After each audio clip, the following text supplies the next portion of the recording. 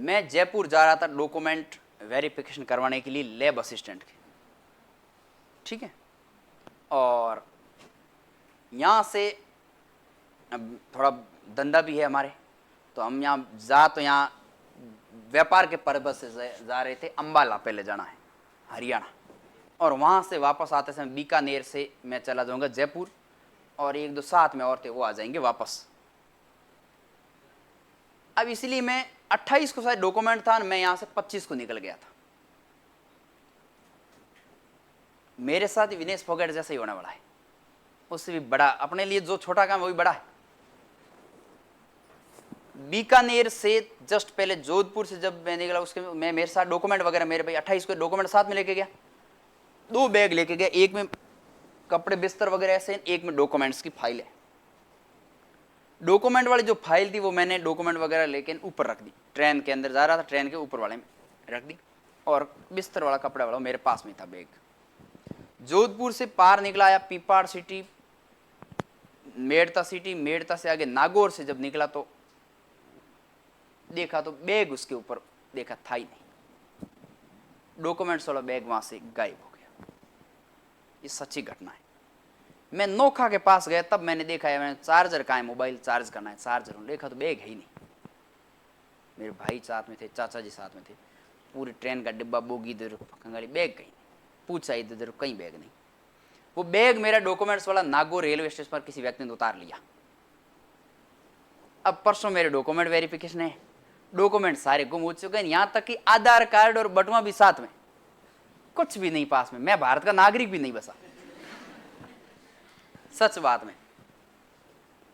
Photo कॉपियां वगैरह सारे डॉक्यूमेंट मैं साथ में लेके जा रहा हूं, कुछ भी ना, मेरे डॉक्यूमेंट से एक ही फाइल मेरे घर में है ही नहीं कोई दूसरा डॉक्यूमेंट। और नागौर स्टेशन पर किसी ने उतार लिया, चाहे भूलवश उतारा हो, चाहे लालच के चक्कर में उतारा हो। मैं नोक से निकला, मेरे को पता चला डॉक्यूमेंट्स है नहीं, इधर ढूंढा, डॉक्यूमेंट्स नहीं थे। अपने तो जिंदगी की पूंजी वही है। और उसके जस्ट बाद में फर्स्ट ग्रेड का भी सिलेक्शन हो चुका है, डॉक्यूमेंट्स वेरीफिकेशन फर्स्ट ग्रेड के भी करवाने। सपने सारे दिमाग में देख रहा हूँ, हो कुछ भी नहीं रहा है, सारे जा ही जा रहा है। कल्पना करना क्या होता होगा, थे तो मर्जी वाल बैठा निकल जाना, ठीक है। अब मैं कंप्लेंट्स करता हूँ ऑनलाइन, ट्रेन पुलिस होती है, रेलवे पुलिस आरपीएफ वो आती है, चेक करती है इधर कंप्लेंट्स वगैरह, इधर कोई ग्रुप वगैरह उनमें डालता हूँ मैसेज वगैरह सारा इधर उधर, लेकिन कोई पता नहीं चलता। मैं अब हताश होकर बीकानेर स्टेशन पर उतर जाता हूँ, और मेरे इधर जो भी जानकार होते हैं उनको बार में फ़ोन करता हूँ, भाई 10वीं और 12वीं मार्कशीट जयपुर मिलेगी या अजमेर मिलेगी। यहाँ से एक व्यक्ति को बस में बैठा देता हूँ, तो अजमेर जाए जयपुर जा, डॉक्यूमेंट्स डुप्लीकेट निकलवा। एक आदमी होता है उस, मैं इस कॉलेज से मैंने बीएड की तो वहाँ भेजता हूँ बीएड की प्रक्रिया क्या है। एक मेरा दोस्त जयपुर रहता है, उसको राजस्थान यूनिवर्सिटी जयपुर मैंने बीए की है, उसको वहाँ भेजता हूँ, वो कहता सोमवार को आना, मेरे डॉक्यूमेंट शनिवार को है, हालत खस्ता है। फिर किसी वहाँ एक दोस्त जानकार नेता, उसको पकड़ता हूँ, वो काम करवाता, वो कहता मिल जाएंगे डॉक्यूमेंट शनिवार तक, और डॉक्यूमेंट जयपुर ही है तो मैं ठीक है। और ऐसे करके सबको इधर उधर बसों में चढ़ा देता हूँ, वो बेचारे इधर जाते हैं, पूछते हैं, जानकर प्रक्रिया सारी हो जाती है। मैं बाहर जाता हूँ, सिर दर्द होने लगता है, बहुत खतरनाक, दिमाग कुछ सोच ही नहीं रहा, समझ ही नहीं आ रहा क्या किया जाए। क्योंकि मैं सच बात बता रहा हूँ कि आधार कार्ड तक भी पास में नहीं है, करे क्या करे, कोई ऑप्शन ही नहीं है, कोई फोटोकॉपी नहीं, कोई डॉक्यूमेंट्स नहीं, कुछ नहीं। चाय वगैरह पीने के बाद वापस रेलवे स्टेशन पर आता हूँ। मैं कहता हूँ अपने अब ज़्यादा विचलित होने की जरूरत तो है नहीं, क्योंकि मैं हमेशा एक फंडा दिमाग रहता हूँ, केवल नौकरी के लिए पैदा हुई नहीं है। आपके पास कला है, कौशल है, काम है, धंधा है, दिमाग है, तो कुछ व्यक्ति कुछ भी कर सकता है। चलो होगा नसीब तो मिल जाएगा। अपनी मेहनत है, 3 दिन में जो खबरी लगाना है उस खबरियों को सारों को भेज दो, पुलिस वाले भेज दें, खबरी तैयार हो जाओ, तैयार हो जाओ। और नहीं मिलेगा तो फिर खैर अलग बात है। यहाँ से व्यक्ति अजमेर के लिए बस में बैठ चुका होता है, इधर इधर पूछता, सारी काम हो जाता है। जितने में वापस आता हूँ बीकानेर, वहाँ से ट्रेन रिजर्वेशन वापस आता हूँ तुरंत करवा के, बीकानेर से वापस ट्रेन में बैठने की तैयारी करता हूँ, आता हूँ अजमेर, चोरी नागौर, नागौर कोशिश मत दिमाग में ये नागौर आऊँगा, नागौर के बाद सीधा बाड़मेर जाऊँगा, वहाँ डॉक्यूमेंट तैयार करूँगा, वापस जो मिलेगा वो तो करूँगा, नहीं मिलेगा फिर मैं एफिडेविट तैयार करवाऊँगा, कोर्ट के माध्यम से उस रेट लग सकती है कि डॉक्यूमेंट में ट्रेन में जा रहा तो गुम हो गया, तो उसको कोई तो उपाय है, सॉल्यूशन है, इतने दिन के अंदर मैं लेके आ जाऊँगा, तो वो मान लेते हैं हो जाता है। लेकिन इतना लफड़ा करना पड़ता है, वकील वगैरह अपने को जानकारी नहीं है। जैसे ही मैं बीकानेर स्टेशन में वापस आके बैठता हूँ, थोड़ी देर टहलता हूँ, इधर घर वालों को फ़ोन आते हैं। अब घर वालों की टेंशन चिंता में होगा बच्चा, लेकिन टेंशन अपन कभी लेते नहीं, मरने दो, होगा सो होगा, अपना है तो आ जाएगा, मेहनत का है, पसीने का तो आ जाएगा, नहीं है फोकट के नंबर है, किसी नकल से लाए हुए तो आएंगे नहीं। फिर आधा घंटा मैं बैठा रहता हूँ, मेरे पास फोन आता है एक जोधपुर से, हनुमान राम नाम करके एक व्यक्ति। कौन बोल रहे हो? मैं पनाराम बोल रहा हूँ। कहाँ से हो? यहाँ हूँ। वहाँ का हूँ, एड्रेस देता हूँ। अब कहाँ हूँ? वहाँ हूँ। वहाँ क्यों गए? वो पूरी परीक्षा लेता है, अग्नि परीक्षा। कहाँ गए, कैसे जा रहे थे, क्यों गए, डॉक्यूमेंट आपके जयपुर तो उधर क्यों जा रहे हैं। तब मुझे पता चल गया कि डॉक्यूमेंट्स तो है, कहीं न कहीं तो है, कुछ न कुछ तो हाथ लगा है, आधे अधूरे जो भी है। फोन आता है, 4 भुजनाथ बुक डिपो लिखा हुआ है, जोधपुर की किताब पुस्तक भंडार है, और मेरे को कहते हैं आपको डॉक्यूमेंट सिक्योर पड़े हैं, आप जोधपुर आके लेके जाइए। मैं सोचता हूँ मिला कैसे। अब किस्मत ऐसा कि मैंने जिस फाइल के अंदर डॉक्यूमेंट लगा रखे थे, जो फाइल थी ना, वो फाइल मेरे को इनाम में मिली थी, और उसके ऊपर लिख रखा था वीर तेजाजी जाट समाज समिति जोधपुर, रामदान जिंदा हॉस्टल जोधपुर। और वहां पर एक जीके की प्रतियोगिता हुई थी 2016 में। वो फाइल मेरी 2016 की, 7 साल से पड़ी मेरे पास। और फाइल उसके ऊपर लिखा रखा, भाई फाइल वो मेरी थी, और उसके ऊपर नंबर लिख रखा था हनुमान राम सियाग बुड़किया। और वो गांव ऐसा है, उस गांव के अंदर एक मेरी सिस्टर ताऊ जी की लड़की, वो उसकी भी शादी कर रखी, वो भी सियाग जाति में, और वो आदमी जानता नहीं हालांकि। और वो मेरा बैग नागौर स्टेशन पर एक कोई आदमी था, उसने उतार लिया।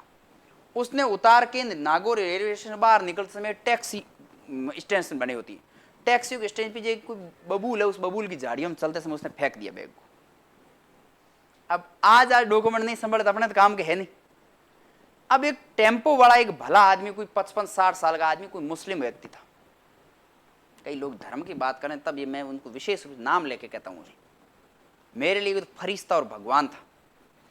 अब वो डॉक्यूमेंट वो फेंक देता है, उस आदमी की 55 साल का व्यक्ति, उसकी नजर पड़ती, इसमें बैग फेंका उस व्यक्ति ने, कुछ तो है उसमें। वो जाता है, पहले कोई लकड़ी लेता है, लाठी छोटा, कोई बम बम तो नहीं, डर तो आवे ना, देखता है इधर उधर, देखता है, उसको पता चलता है कहीं ना कहीं कुछ सुराग लगा है तो कोई दूसरा ही माल। तब वो वहां से उठाता है, लेकिन उसको पढ़ना नहीं आता है क्या।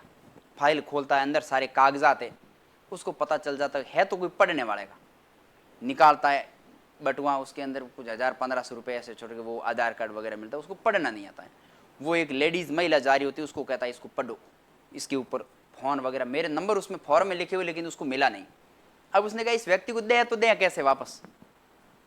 अब वो उस फाइल के ऊपर जो हनुमान राम बुड़किया नंबर लिखे हुए थे, जो भेंट करता था, जिसने 2016 मेरे को ये फाइल दी थी, उसके नंबर लिखे हुए थे।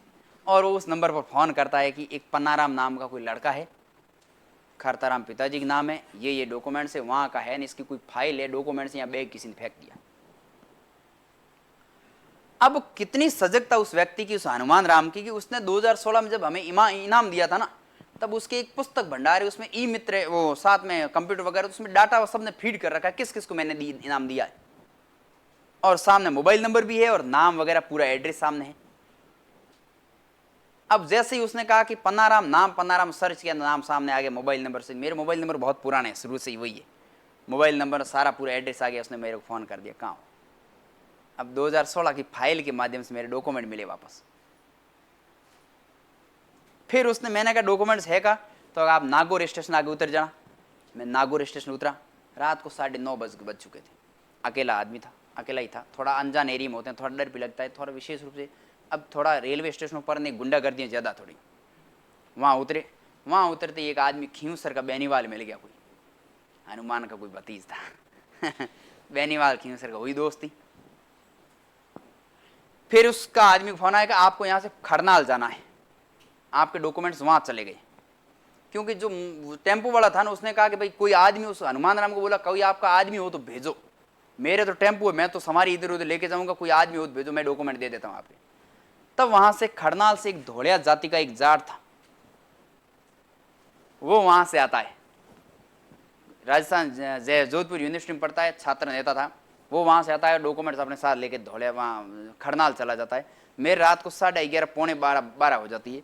मैं वहां से टैक्सी लेके जाता हूँ खरनाल, और मेरे को खरनाल डॉक्यूमेंट लेके हाथों हाथ वहां से जयपुर के लिए निकलना है। और तब वो मेरे को डॉक्यूमेंट्स देते हैं, और वहां से मैं रात को 2:45 खाना वगैरह इसके घर से वहाँ खाना के बाद 2:45 वहाँ से वापस रेलवे स्टेशन, और वहाँ से जयपुर फिर डॉक्यूमेंट करवा के वेरिफिकेशन वापस, शांति आती। ये खरनाल के धोले जाट थे। कौन थे? खरनाल के धोले जाट। कितने शानदार थे धोले जाट ने। देखो खरी कमाई के डॉक्यूमेंट्स थे कि नहीं थे? ट्रेन में फेंके हुए डॉक्यूमेंट्स कभी किसी को मिला है? ट्रेन में पनाराम बीकानेर डॉक्यूमेंट नागौर हैं, रेवासी बाड़मेर का वेरिफिकेशन जयपुर हैं, बहुभुज बंडा है, बहुभुज जा अंबाला रहा है। तो कहना है मतलब ये किस्मत की बातें हैं। बात समझ गए ना? हाँ, इसलिए मैं कहता हूं कि कमाई है ना पक्की करो, मजबूती से करो। अब आपको लग गया ना कि मेहनत में तो कोई कमी नहीं रखी होगी, नहीं लगा? अभी नहीं लगा तो और बताऊंगा, कभी और आगे आएगा तब।